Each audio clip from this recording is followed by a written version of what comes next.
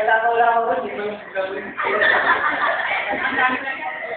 Sino, sir? Hindi ko alam. Nagkakawala ako. So, how do you feel kayo? Siyempre, nasa lang yung potential ako. Ano na feel nyo? Reflection lang. Kung may kita ko yung pataray, parang nakakawa naman. Sino mo ka?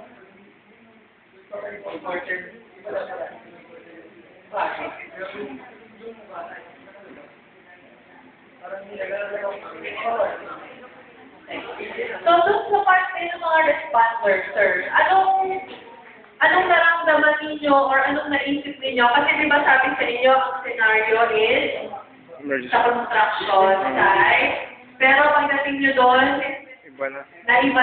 Kasi inuwa na siyang plane crash. Tapos, saan ang ina-expect nyo na area? Ito mag-depart ba? Pero nag-iba na mission dito. So, anong na-feel nyo? Anong naisip nyo? Doon sa... Disappointed. Nalit lang ba kayo? Hindi ba kayo nailis or... Hindi. That's part of the... That's part, yes. That's part of the scenario. Kasi wala namang accident o wala namang insidente na alam natin yung mangyayari. Diba? Hindi naman natin lagi anticipated kung ano yung mangyayari doon sa mga victims o doon sa site na pinangyarihan ng accident o ng disaster o ng calamity.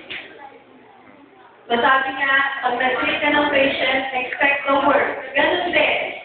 I-expect mo din yung worst kapag mag-responde na tayo doon sa incident ng yung incident ng calamity o ng disaster o emergency o ng accident. Okay? Any reflection pa po? So, doon nga sa part ng patient namin, how would you feel kung 42 minutes ka na naandun ka sa, halimbawa na-explain ka siya, may agam-agam ka na baka biglang sumabog yung plane in a little while, o kaya 42 minutes ka lang nakadapa doon na hindi mo maigalaw yung katawan mo, so sobrang sakit, tapos wala man nang tumutulong sa'yo.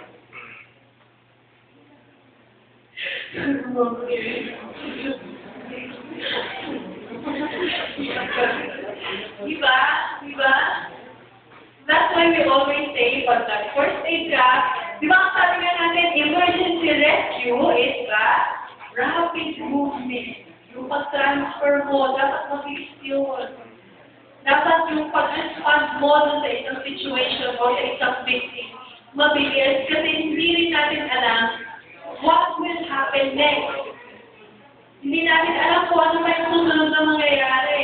At hindi rin natin alam kung kahit na-survey na natin yung scene, sabi natin, the scene is safe, pero susunod na panahon ba o sa mga susunod na minuto na oras, safe pa ba rin yun para sa kanila or para sa atin?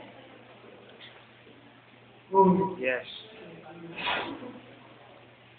So, yun lang. Pero, lagi nga natin sinasabi, para sa isa first-timer, okay naman yung ginawa niyo. At least you have done your effort, you have participated well, lahat kayo, kahit medyo natutuliro na, nanakawa ng gamit, pa yung nakipagagawa sa Sunday.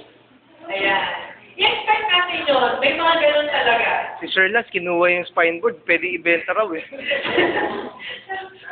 Panggatong eh. Pwede panggatong. Meron pa kayo any reflection pa po dun sa scenario?